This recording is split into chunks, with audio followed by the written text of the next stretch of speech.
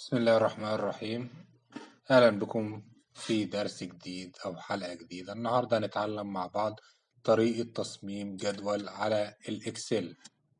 تصميم الجدول من الحاجات المهمة جدا في برنامج الإكسل واللي لازم نتعلمها، دي يعتبر من الأساسيات بتاعة الإكسل.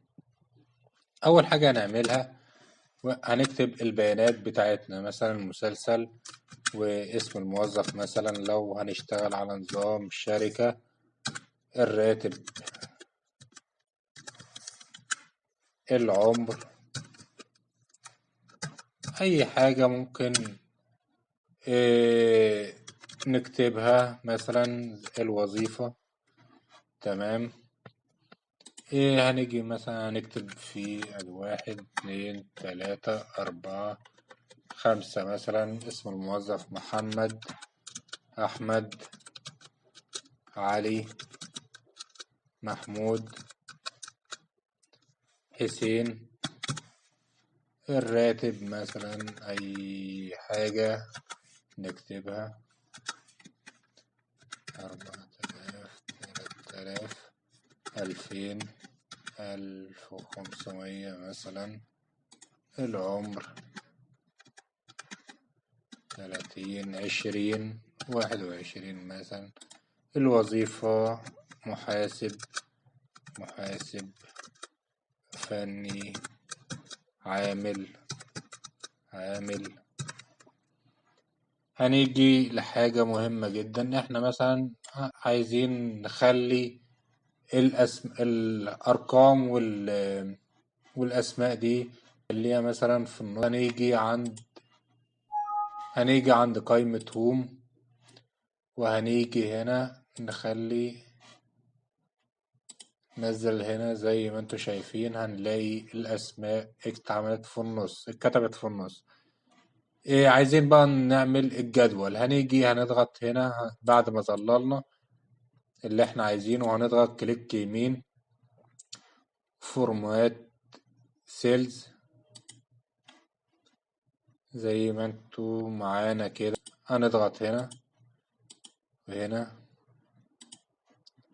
بالطريقة دي لو عايزين نعمل نخلي الخانة فيها شرطة بالنص كده اهي، وكده نفس النظام، لكن دي مش محتاجينه دلوقتي. زي ما انتوا معانا كده الجدول اتعمل. عايزين نكبر الخط، هنيجي من هنا من قائمة هوم برضو ونكبر براحتنا. هنلاقي في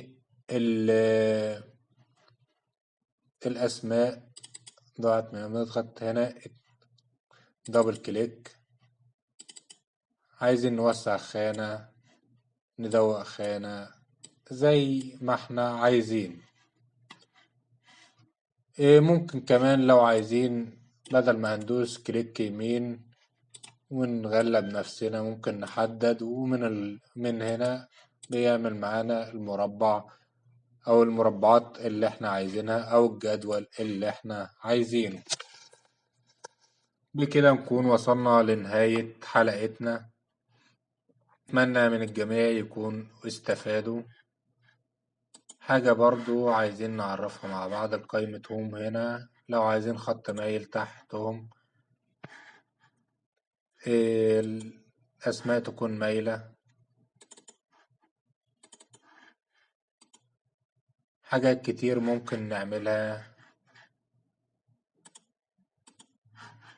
الخط زي ما قلنا، اللون برضو ده لو عايزين نظلل الجدول اتظلل معانا اهو بلون معين من الفرشة اللي احنا محددين عليها دي. لو عايزين نظلل الكتابة نفسها بقى هنظللها، هنعلم هنا كده الكتابة اتغيرت معانا بالشكل اللي انتوا شايفينه ده. كده هيبقى من حرف الايه ده اللي هو فونت كولر، ده اللي ممكن نقدر نغير منه لون الكتابة، وهنا لون الجدول بعد ما نحدده طبعا. شكرا لمتابعتنا وتابعونا